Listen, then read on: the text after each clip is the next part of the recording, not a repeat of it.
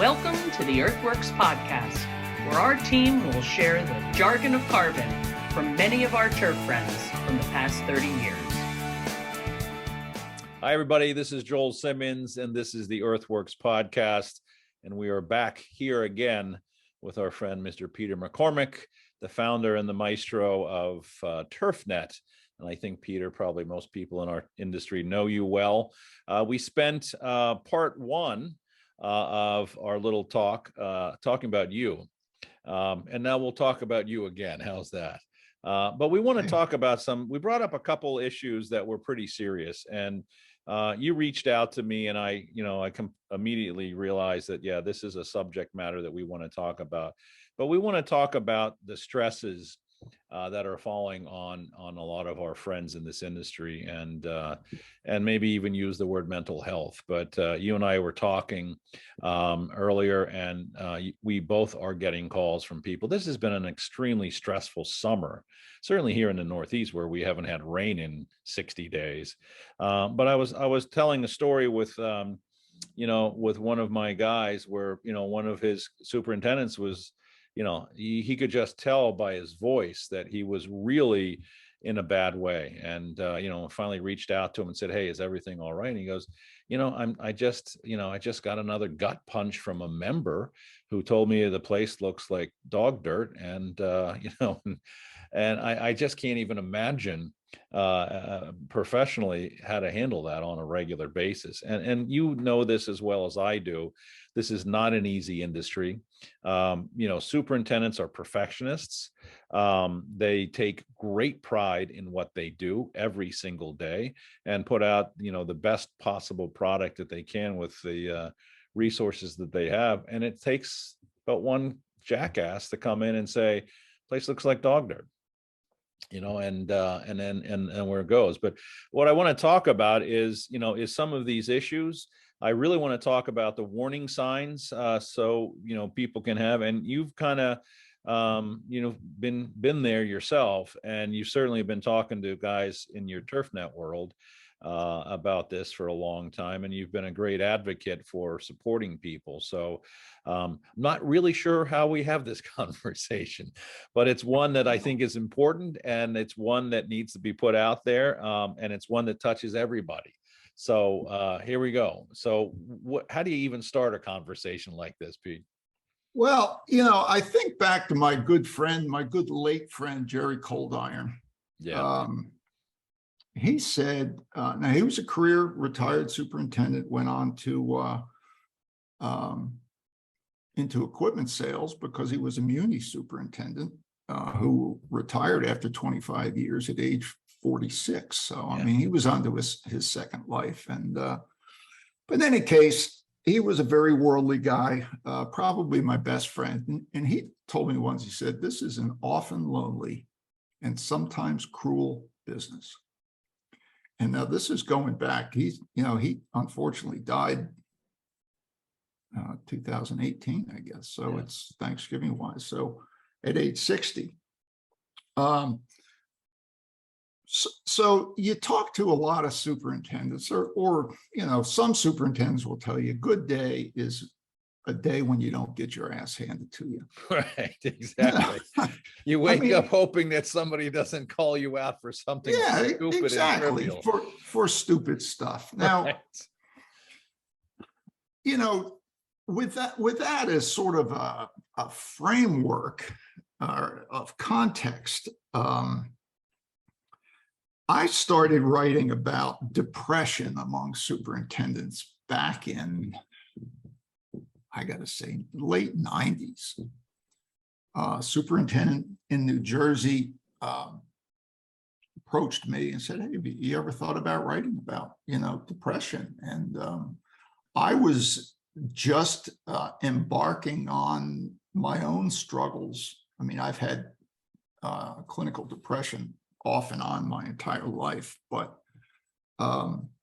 I had some warning signs, and I'll tell you what the first one was. My older daughter had been going out with a guy. She was in college, and she'd been going out with this guy for about, 3 years. I liked him. He was a good enough guy. they decided to break up. And when she told us that night, I'm sitting on the edge of my bed and there are tears running down my face. And I thought to myself, okay, I like the guy, but I didn't like him that much. Right. Just, this reaction isn't fitting. No, so circumstance. this is not right. Yeah. So that was one of my first indications. Good warning sign. Yeah. Yeah, that's something was not right. And I had known, struggled off and on, but so, I've been trying to deal with this and to bring or shed light on this as a potential issue of or a side effect of this career choice, for over 20 years now. Yeah. Thankfully, it has been picked up. The whole mental health thing has been picked up as a topic of discussion. Oh, probably more so the last 4 or 5 years than I've ever seen it before. I mean, thankfully, guys are realizing that, yeah, it's okay to talk about this stuff. Some of them, many of them still don't. I mean, I see on Twitter a lot of times guys are obviously in distress just from they won't say it, but you can see in the content of what they're posting. And some are now starting to say it, actually. Yes. They're actually coming out on Twitter in our more industry. so within the last several months than I've ever seen. But there's a lot of bullying going on around that too, Peter. And it's, you hear a lot of people saying, maybe not so much on Twitter, but, privately, oh, this guy's just, all the words, he's nuts, he's all this stuff. And, things that we never thought twice about 30 years ago, or, we're realizing, these words are tough words to use these days. I mean, you don't call anybody a retard. I mean, that's just doesn't, you don't hear that much anymore, thank God. Yeah. But, probably as kids, we all did it, right? But, Yes. that's, but you're right. There's, you pick up, the golf course side of Twitter, there's guys all the time reaching out for some kind of health or telling a story that you can just see as a warning sign. Yeah. And, I make it a habit of reaching out to those who I see this trend. I won't do it if it's just a one-off, but I will send an email and just said, look, some of your content, it looks like you're struggling a little bit.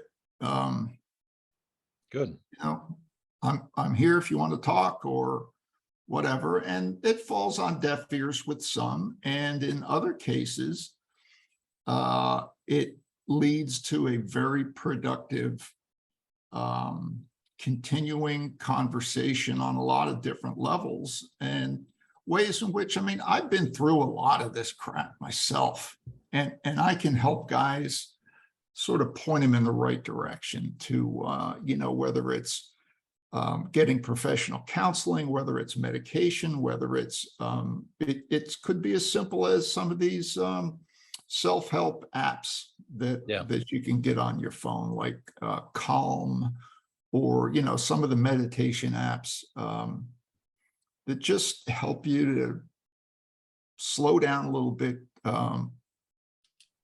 and ground you a little bit to give you a different or better perspective. One of the other things I've seen very recently is an emphasis on guys taking some time for themselves. Yeah, I think that's a great idea. During the season. And there was a tweet the other day by somebody who said, okay, I've got my plant protection app down. I've got stuff is mowed out, staff's trained. I'm taking a week off. Right. And that, I think, is becoming increasingly important, particularly, or even amongst those, the hardcore drill sergeant guys who, balls out at all costs. Yeah. Some guys can do that really well. I'm sometimes even amazed, like, oh, you're on vacation again, which, is great. And then there's other guys that, there's no way they're taking any time off from March until November, certainly in the East Coast here, and these are guys with 2 little kids and a wife who doesn't know them. Exactly. These are some of the real warning signs is, the big issues in our industry is, marriages and substance abuse and gambling and the inability to sleep. That might be one of the most, problematic issues is that, we take our work home with us and then we take it to bed with us, and and it wakes you up after an hour of falling asleep. I know this happens to me all the time. I'll get to sleep, but it could be an hour or 2 later, my mind is racing and I'm wide awake and I'm not sleeping the rest of the night because something that went on during the day. Yeah. And everybody knows I'm not out there managing a golf course and dealing with members, but I can only imagine what it would be like. You're just, all these things are going through your head, and then you think back on, oh yeah, that guy that came by and said this place is crap.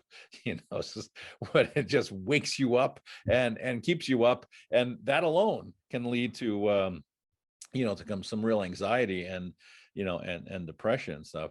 Talk to us. You kind of brought this to me and said, look, I can talk about my experiences. Talk about your experience. When did you first realize that, you were battling depression, and what is it like? What's it feel like when you first start going through this? And did you even recognize it? Were there warning signs? When did you start to say, oh my gosh, I'm dealing with this depression issue? Well, looking back, there are times in my life, periods in my life, that I realized that I was suffering from depression, but I didn't know it at the time. In my instance, part of it's genetic.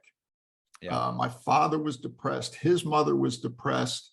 One of my brothers and my sister and a couple of her kids suffer from depression. So there's definitely a genetic link. Now, so far as my father and my grandmother goes, it was never recognized. It was never treated. It was never even discussed. Yeah, not back in those days at all, No. Of course. And he was a sales guy on the road, and he'd come home and, after a tough day, pour himself a couple of fingers of Johnny Walker Red or whatever the hell it was. And that was, that would just make it worse. Right. Exactly. So far as we were concerned. Yeah. So I mentioned a bit about my daughter's breakup, and that was a flare for me. That So what do you do? I think what I did was I went to my family doctor, which is probably a good first step for everybody. How long before you did that? How long did you think you within suffered? It might have been within a year. So you recognized it fairly quickly. Relatively speaking. Some people will let this linger for. Well, yeah. So I would have been mid-40s at the time, but there were times back in my 20s and 30s that I had problems that I didn't recognize. But in any case, so I went to my family doctor, and he prescribed, I think it might have been Wellbutrin, which I still take today. But the problem was, he did not tell me, at least to my recollection, he didn't tell me that this stuff can take 2 weeks to ramp up. You think, okay, you're going to pop a couple pills. It's like taking an Advil or something. Yeah. You're going to feel better. Well, that doesn't work. So what happens is that after 2 weeks, just what is this? This is worthless. So you stop taking them. And, so you get into this cycle. Finding a therapist is even harder because, well, certainly, I live in Vermont. most of the year, and the state of healthcare in Vermont, mental health care, it's just horrible. I In mean, Vermont. well, I think in a lot of places, but Yeah. it's worse there because it's a rural state and fairly Oh, low okay, gotcha. population and all that kind of stuff. But you know, I guess the best thing to do is to try to get a referral or talk to somebody. If somebody can say, hey, I go to this guy and you know, he's pretty good, because you've got to be comfortable talking to somebody. You got to be comfortable talking in the first place. Yeah. Not You everybody is. Not everybody And is. especially about a subject like this. I mean, again, Right. there's such a stigma about mental health, depression, anxiety, all of these things, you know. I mean, it's amazing how, you know, you see ADHD coming through on so many people these days. And I don't mean to sound like an old man, but you know, it's certainly prevalent in the younger generation. But my father at 90 years old realized that he was ADHD and, you know, talked a lot about it, which was kind of funny for a man of his generation to, you know, have any concept of mental issues.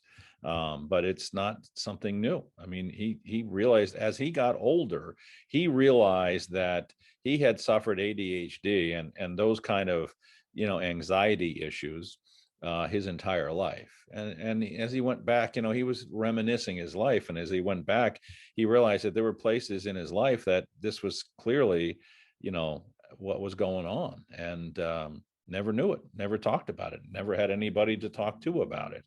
And don't know if it would have made a difference with him, but maybe it would have. But certainly it has with people today. Yeah, ADD is another one that I've seen. Yeah, You know, all the A's and D's. Yeah, all that stuff.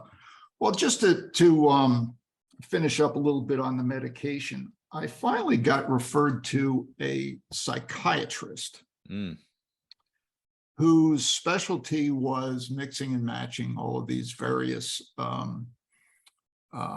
medications. And it's a trial and error thing. You know, you try this and then you wait 2 weeks or 3 weeks, whatever it is. You have another visit. Okay, do you feel better? Do you not feel better? If you do you feel good enough? Do you want to increase it, or are you feeling negative side effects? I mean, some of the side effects, very honestly, this is a 99% male audience. Some of the side effects of these things is ED.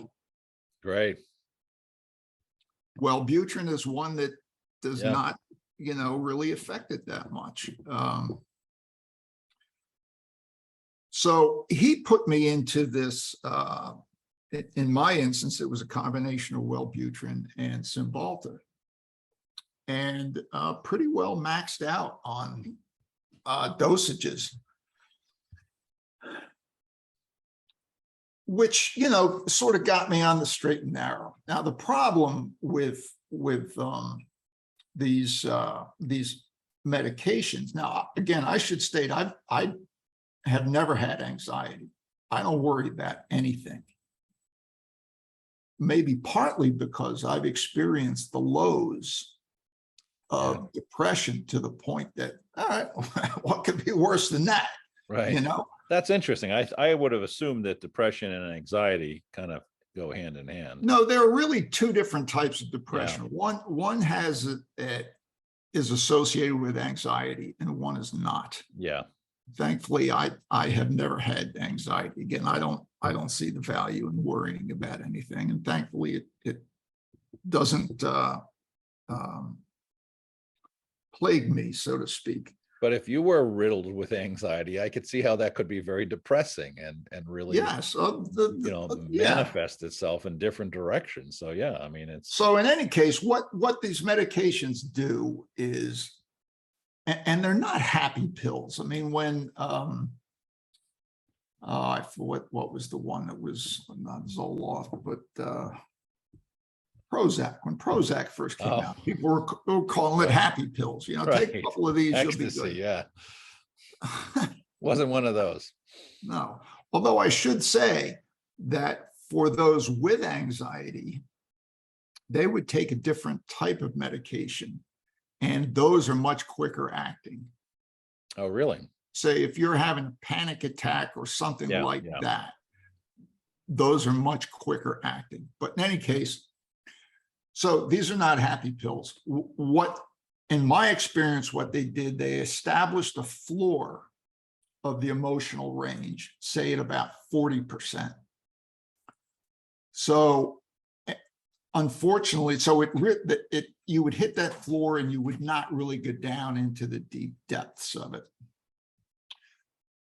Unfortunately, it lopped off about the top 15%, 10, 15, maybe even 20%.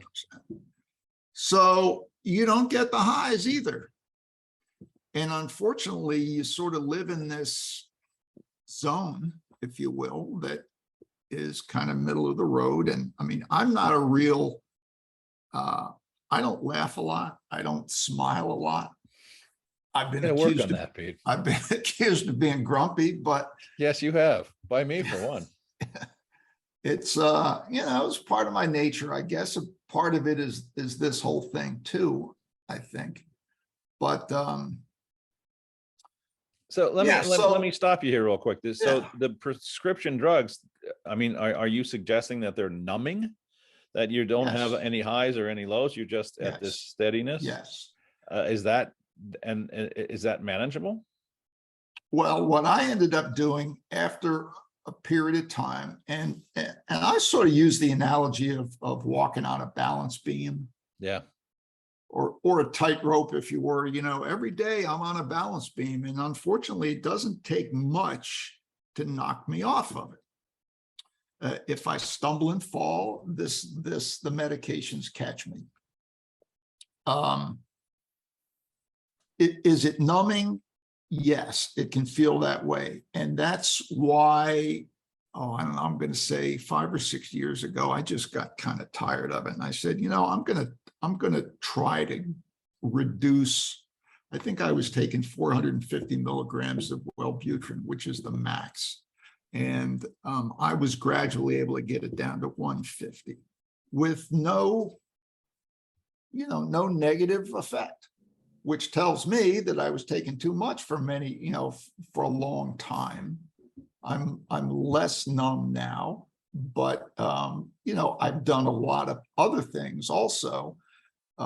Health-wise, I stopped drinking about 3 years ago. I've lost 50 pounds from my slovenly high of about 5 years ago. Huh? Of a lot. Of a lot, yeah.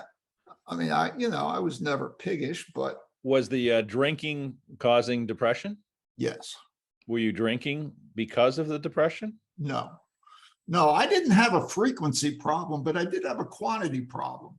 Yes. When I decided I know that drink, problem, actually. Yeah, when I decided to drink, I was going to drink. I could go 2-3 weeks without drinking, but particularly at home or someplace where there was an unlimited quantity. I'd invite a couple of friends over for dinner, and at the end of the night, there'd be 5 empty bottles of wine sitting there. And as long as they're good, I mean, well, yeah. And sorry, I'm not trying to make light of okay. a serious subject. I apologize. Yeah, but that's okay. But what I was finding now, when you think about it, alcohol is a depressant. Yeah, exactly. So if I'm taking antidepressant medication, and drinking why alcohol, would I drink a depressant? It's kind of stupid. Yeah. When you think about it like that. Now, but I found that in extreme circumstances, and sometimes not even extreme circumstances, if I had 2 or 3 beers on a Saturday night, not a big deal. Sunday would be fine. And I was rarely hungover. The downside of me drinking so much was that I became obnoxious. I would say stupid stuff that would embarrass me, would embarrass my wife, would embarrass people I was with. That was a barrel of laughs, but in hindsight, it wasn't so great. Yeah. But the problem was, so I had these beers on Saturday night. Sunday, I was fine. Monday, I would go into this funk. And it could be Thursday before I got out of it. And you think that was because of the 3 beers? Yes. Yeah. And So they were triggers for you. They they effect. did something. Yeah. And these medications also tend to exacerbate the effect of alcohol. Yeah, so when you're taking these medications, you're going to get drunk on a lot less quantity. Oh, really? So it would Yes. increase the effectiveness of the Yes. alcohol. Yes. Wow. So if you're drinking liquor, it's even faster. Yes. You're drinking a couple bourbons or so with these kind of things, these drugs. Well, and the part of the problem with me was that I never drank hard liquor, but I was a beer drinker. So I drank like this, Right. Quantity, glass is empty, boom, fill it up. Let's go. I used to joke the first one was mouthwash, just wet the whistle, away it goes. But that's been good. That's been, that was a key thing. I changed the way as part of this whole weight loss thing, I changed the way I eat. I eat much better. I used to eat and drink everything in sight. And that's why, I was 270 pounds or something at one point. Now, was the dieting designed specifically to accommodate the depression? I mean, were you trying to change your diet to? No, I was just trying to get healthier, to feel better, to feel better physically, to feel better about myself. Yeah. So talk to me about your triggers. I mean, that's, again, I want to really kind of focus this conversation on warning signs. Right. So, maybe have somebody think about, I didn't realize that this could be triggering this reaction. Well, one of the big ones is apathy. Yeah. And loss of interest in things that you used to find pleasure in. Yeah. That's a huge one. Inattention, inability to concentrate. Right. I remember I went on a culinary trip to Italy one time that you would appreciate that. Yes, but I would. I ate and drank like a fish. I'm ready to go. And so I was over there about 10 days and drank, I don't know, 2 or 3 bottles of wine every day. And honest to God, when I got back, I couldn't think straight well, that was 2 or 3 bottles of wine. Well, I couldn't think straight for 3 months. That was the problem. Okay. So definitely lost some brain cells there. But at its worst, while I was trying to get a grip with all this medication and all this stuff, I could work, and thankfully I worked at home, because otherwise if I had to work, well, I worked at home, but I also worked for myself. You would have gotten fired again, and we heard from that you got fired a lot in your career. Exactly right. Was any of that? Do you think? I don't know what I would have done if I had to go into an office. Yeah. Or were you battling with depression when you were working prior to TurfNet? Not so much, I don't think. Other than when there were major life changes thrust upon me. Talk about that. You just told me before we started that 9/11 was a big trigger for you, and coincided with your father's passing, and TurfNet, and being sold and all that. Yeah, that was sort of the triple whammy for me. Living in New Jersey at the time of 9/11, I lived, I don't know, maybe 50 miles away, but you could see the smoke from the hills. Yeah, I wasn't far from you. I remember it well. You could see the smoke. There was a ripple effect through the community, because a lot of people worked in the trade center or downtown, or knew people that did, who had family that did. My wife was teaching at the time, and it was very traumatic for her, because a lot of her students would, these were 5th graders. A lot of the students would come to her and almost literally hug her you know, and seek reassurance and seek safety from her. And she wasn't trained to do that. So yeah, that's that we're producing a generation of kids with these kind of mental health things because of 9/11. I mean, my son, who's now 22, lived through 9/11, lived through COVID, lived through school shootings.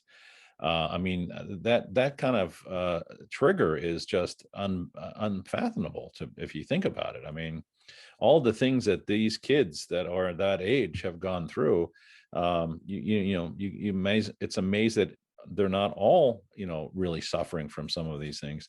There's a commercial out there, and it's a great commercial, and it's one of these things where you see the one person saying, oh, don't worry, you got so much to live for, or hey, you'll get through us all, and the person that they're talking to just says, you just don't get it, because this isn't what it's, I mean, this kind of subtle, quiet, hidden disease is really insidious, and it just really beats you up. And then you put on top my of next it, door neighbors back in New Jersey, who we lived next door to them for, I don't know, 15 or 16 years, and their kids were my surrogate sons, so to speak, and still among our best friends. But one of their sons was having some serious depression, and the father just, why doesn't he just shake it off? I don't understand why he does. Look at the life he's got, why didn't he just shake it off? I mean, it's mind-boggling to me, the number of people who just have no concept of what depression could be like. Let me go back and finish the three triggers for me. So we had the 9/11 thing, and part of that was overdosing on news coverage. Yeah, just sort of became obsessed by it. And after a point, that's, that'll grind you down by itself. Yeah. I had sold TurfNet February 1st of 01. So it was, 7 months before the big event. We're getting old, dude. Yeah, I know. But so, that was a good thing by and large, but it had a few hiccups. And, it was also sort of like selling my firstborn. Yeah, I can imagine. So, hey, I stayed on, as we discussed the last time, I've stayed on for 21 years to manage the thing, which nobody ever, I don't think it has done. There was no over. Every over and under on that thing was lost a long time ago. Exactly. So that was a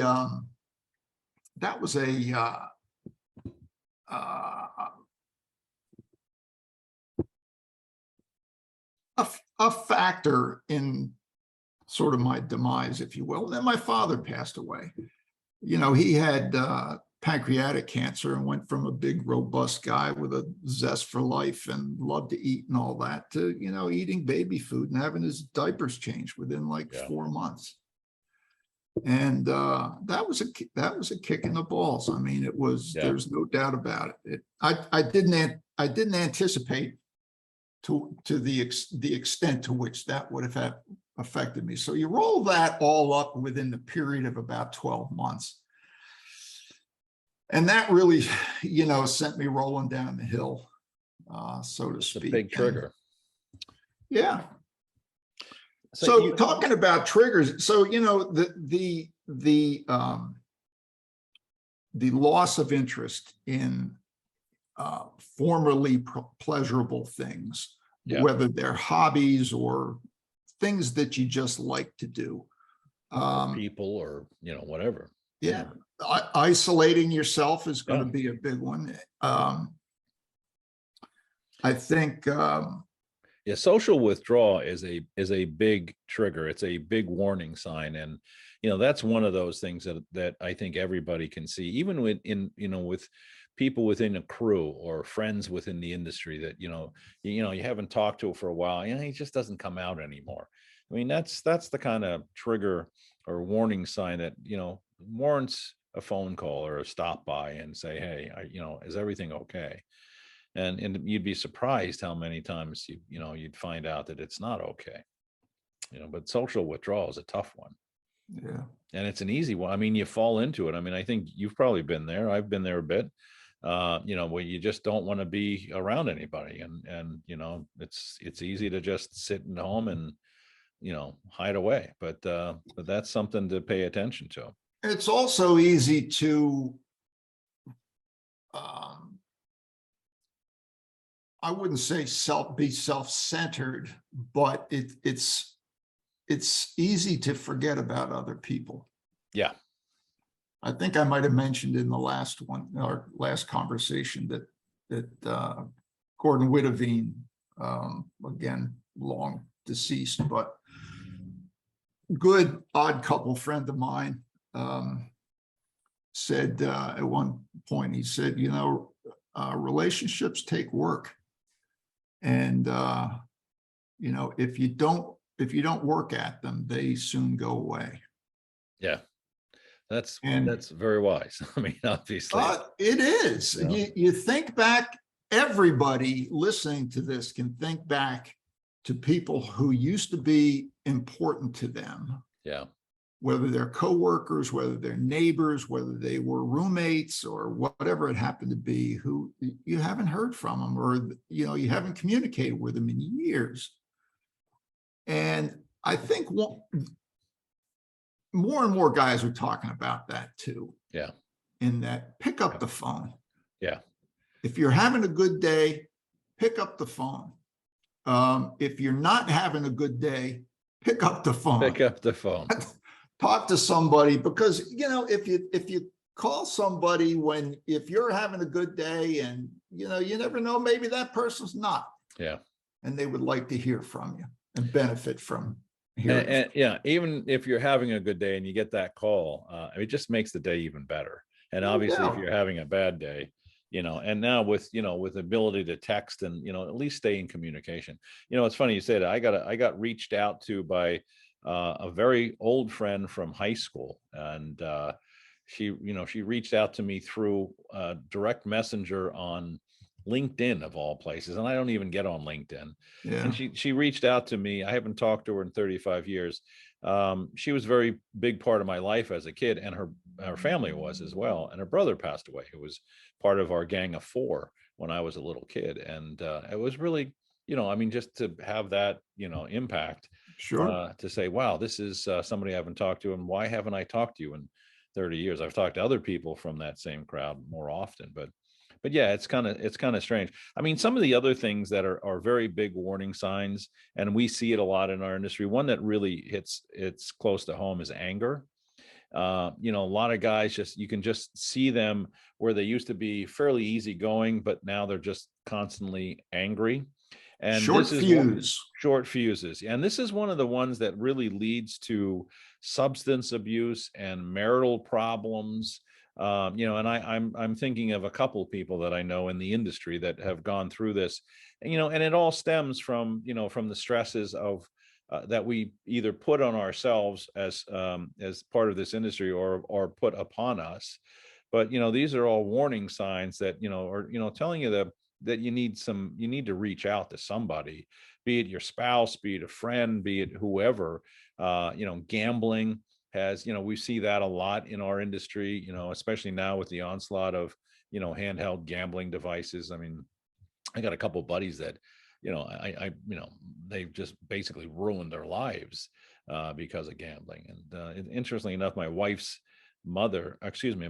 aunt has written a couple of books on gambling because she lived through it back in the 50s. So none of these things are new. But these are all the warning signs, and we see it within people that we work with. We see it within our friends. Maybe we see it within our home.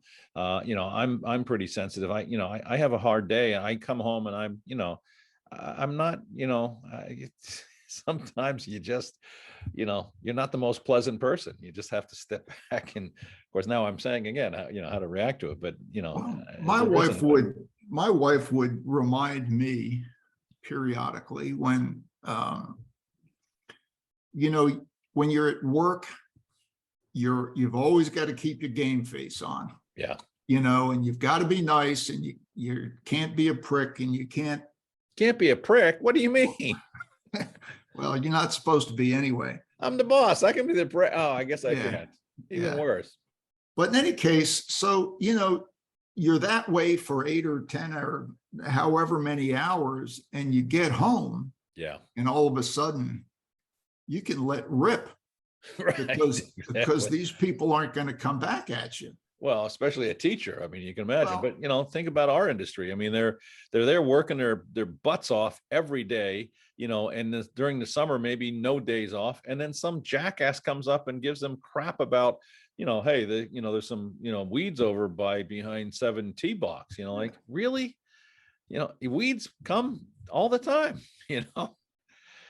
Oh, it's unbelievable. It can be yeah. really very frustrating. And I'm not sure if there is really a good answer for any of these things other than to make sure that we can, help each other. But, I mean, the bullying that comes along with these kind of issues is prevalent. I mean, I know, working with kids in high school and even my son, bullying is not getting any better. I mean, it's really not getting any better. And there's just a lot of guys that just, just feel like it's okay to, pick on somebody because of something that they aren't coping with. Yeah. One of the other things I think that's happened within the last couple of years, and it's not specifically COVID related, but it's sort of wrapped up in this whole thing, is the fact that people, for whatever I I know where it came from, but trying to keep politics out of this, I'm not going to go Yeah, down let's that road. not go there. But yeah, Yeah. I hear you. But in many cases, people have dropped the filter Yeah, and just say whatever the hell they want to say. yeah, especially on social media. Without fear of repercussion, or not only that, with no understanding of how that could negatively affect the person it's directed to. Yeah. I mean, I think what you're talking about is empathy, and it is waning, and it's unfortunate, and it's something that we all need to really bring back. Let me ask you about a silly phrase that's used too much in this industry, but what do you think of the phrase life balance? I mean, is that really achievable when you're battling Work-life balance? Yeah, work-life balance. I mean, that whole thing of, I mean, when you're dealing with depression, as you've admitted to, is there such a thing as being able to separate the triggers that cause the points of depression? The work-life balance thing, that's a big hot button within this whole assistant shortage thing, and the lack of or the dearth of available people at the assistant level. Yeah. The hardcore superintendents, I sort of call them the drill sergeant type, and these may be the most successful ones. Sort of poo-poo that, I didn't blah, blah, blah, I always worked 70 hours a week and all that kind of stuff. But that's generational, isn't it? I mean, that's our generation talking. It is, and maybe that degree of focus, if you will, and commitment is required to get up into the top 10 or top 20 facilities. Yeah, but that doesn't address the other, 80 to 90% of guys. And I think they are gradually coming to the understanding that they've got to take care of themselves better. Yeah. Now, case study, superintendent in the Midwest, I had seen on Twitter a trend of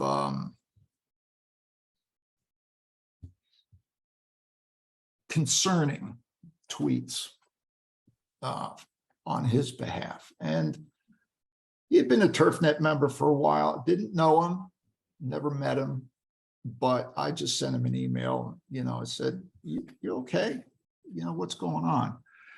And it turns out that um, he had a lot of stuff going on. He Yeah, had, like a lot of people.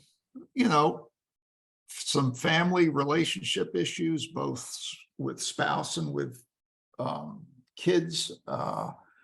He had some gambling challenges. He had alcohol problems, and it turned into a fairly lengthy conversation. But he has made tremendous strides in terms of coming to grips with, who he is, where his job fits in his life. He takes time. It may be a half a day. He may go in and, get the staff set up and, make sure everything's good, and he goes home. Not every day, but, maybe once a week.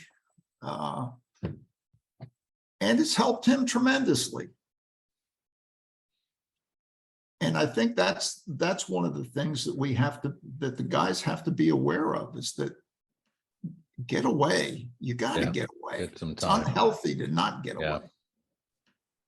Yeah, I can't imagine that, especially in this day and age, in this environment, that these guys are working on it, having time off, and how many guys that through our careers have said to us that they never took their kids to Disneyland because they worked in the summer, or whatever. They never got to go down the shore because, I worked, and all that kind of stuff. Is it harder today than it was 20 years ago? I mean, I don't want to sound like our fathers, Harder in what respect? And the stresses that superintendents or people in general are dealing with. I mean, is it worse now than it was 20 years ago in terms of the impact? Well, and I guess I'm referencing you specifically in terms of triggers that hit your depression. I mean, it just seems like it's epidemic, especially among some of the younger generations, that these things are really coming to fruition. I'm not sure it is epidemic. I think it's always been there. I think they're just better at communicating it and sharing it and identifying it and working through it. But, is it easier, harder as you get older, dealing with depression? Well, I think that the older you get, the less you care. What other people That's what think. my wife has been saying for years. Well, I'm talking about, the less you care what other people think and that kind of stuff. And you're more apt to say, look, this is something I need to do. Just another thought that I had about the whole bit about people dropping their filters. Think about the comment of the member who was breaking this guy's balls about something stupid. I mean, so it's not only amongst, a superintendent and staff or whatever, but probably more often it's among the clientele that they serve, firing back at them. What was interesting in that conversation was that, he did talk to his Greens Committee chairman. And the Greens Committee chairman said, hey, dude, it's good. You're 99% of the people here love what you're doing and are behind you. And he said to him, I appreciate that, but those 1% are killing me. I mean, enough to spoil your day. Yeah, it's just enough to ruin your day and put you into a depression. I mean, it doesn't make sense that, like you said, people just don't have enough filter or compassion for people or empathy to realize, this guy's been working his tail off for, 4 months straight without a day off, in a drought, without, enough staff, and you got to come in and get ugly on him. I mean, that's just bullshit. This is my opinion. But yeah, I got a text the other day from a guy who I've gotten to know over in the UK, and I've done some podcasts with him and stuff. And he actually just took his first superintendent job after being sort of a second assistant for 20 years. But in any case, he sent me this text and said, I was reading this one thread on Twitter, and I don't think we in the UK realize just how intense golf course management is over in the States. Seems like many supers run military academies, and time off is frowned upon during peak times. Culture seems very different. Which I thought was, here's somebody looking in from afar. Yeah. Well, I think we as Americans tend to be, on the edge of all these things, and we push and push and push. I think that's changing. I mean, generationally, like we were saying, as a business owner, it's harder to, to try to push that same force on a new generation as we're fading out of existence. So, I mean, the things changes around us, and we've got to be able to work with them. And one of them, clearly makes sense, that let people have time with their family. I mean, how many times how many people have you talked to our age that have said, man, I wish I could have gone back and spent more time with my kids, or maybe taken another vacation? I mean, yeah. you can't, sitting at this age, you can't get it back, and They I think grow up that's so fast. Yeah. And I mean, I hate the term work-life balance, but I love the concept of it. I think it's a typically overused phrase that has started to lose its value as a conceptual concept. But, being able to manage, and spend time with your family, especially if you have young kids, and spend time with your, your spouse or your partner, whoever it might be.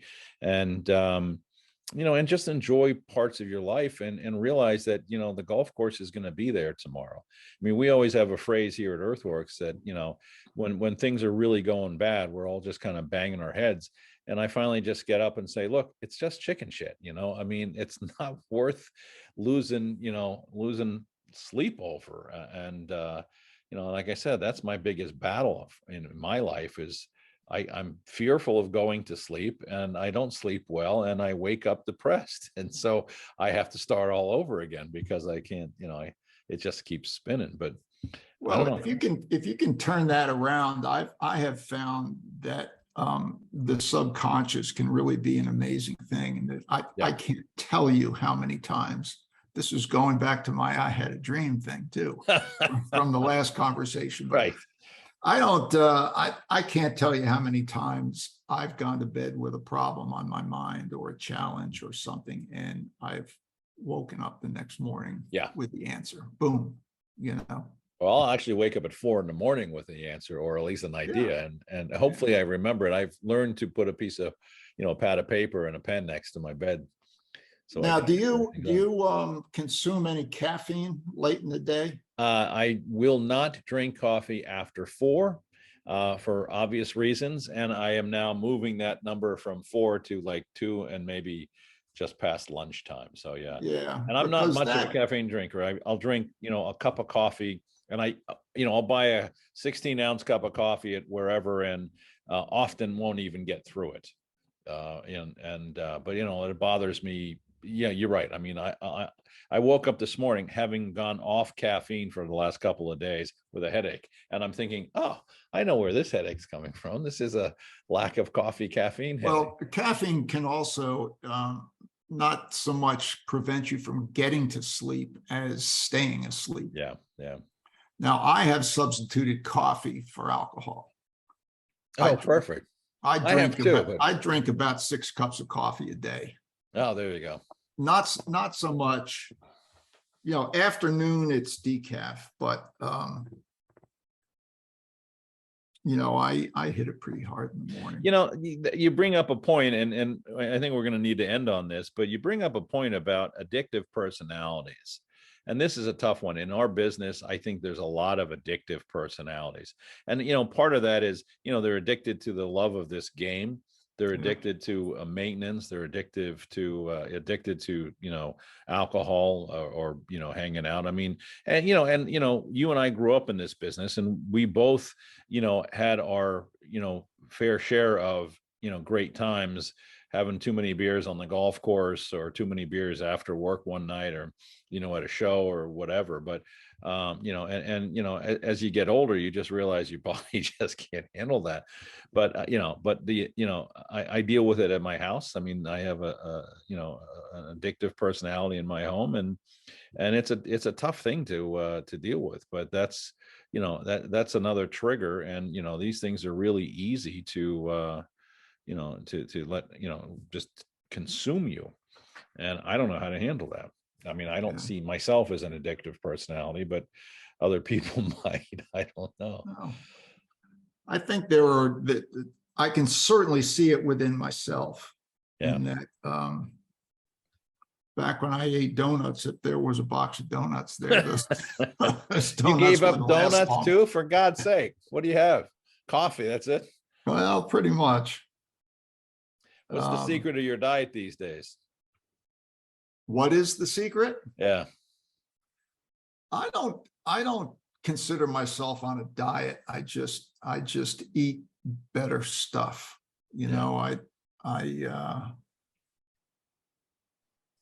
I don't know.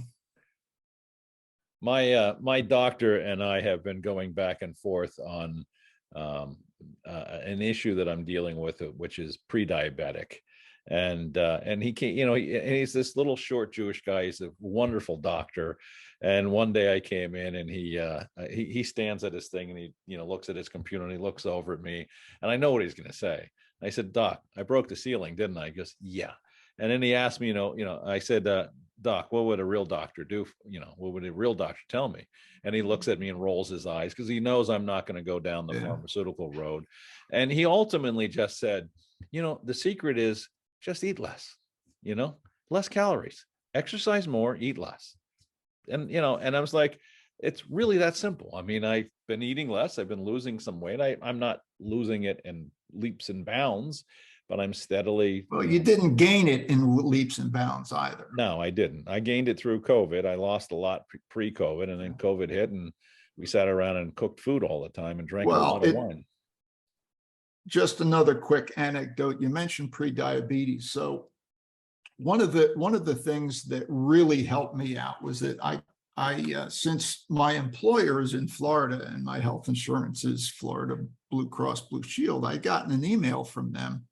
It's about three years ago, and it said, we're offering a free pre-diabetes program for those who qualify for it. So take this short questionnaire, which I did, and they ask you about family history, and I have diabetes in my family, and then they ask you for physical, age, height, weight, that kind of stuff, and I qualified.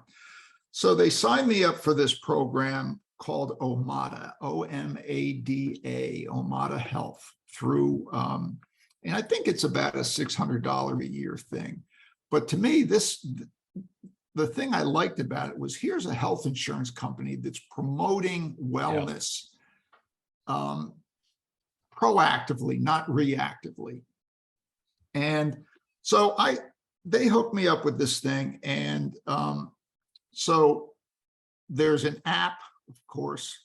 They send you a scale that you use, and that's connected digitally to their servers, so that when you step on the scale, there's no bullshitting around. Oh, really? That figure is going into their database. That's not happening in my house.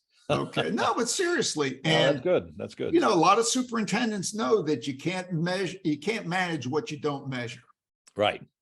So that's one component of this. So then they assigned you as part of a group. They assigned the group a coach. They encouraged you to walk or whatever. Exercise, I set a 7,500 step a day goal, which I can hit walking my dogs. Good. And they asked you to journal what you eat. And Well, that's good. This is not like a Weight Watchers thing where Yeah. you got to weigh and count calories and all this. I hate that. Yeah. That they would say, okay, what'd you have for lunch or for breakfast? My breakfast, other than my 6 cups of coffee, Right. is a thing of Caffeine. yogurt with some raisins and seeds, believe it or not. I There you put a go. mix of seeds in there. Little It's hippy my dippy bird stuff. seed. I like it. My bird seed breakfast. So then they would say, okay, so what's the quantity? Small, medium, or large? What's the relative healthiness of what you're eating? You know, terrible up to healthy. And then it was amazing. I mean, within 6 months, I had lost 30 pounds. You gave up the Big Macs and you ate seeds. It's good. Well, but when you think about it, a Big Mac is 750 calories. Right. Which is all you need. But a lot of what it promoted was substitution. Yeah. In other words, if I know I'm going to have a big dinner, if we're going out to a restaurant or it's a family thing or whatever, then you have a salad for lunch.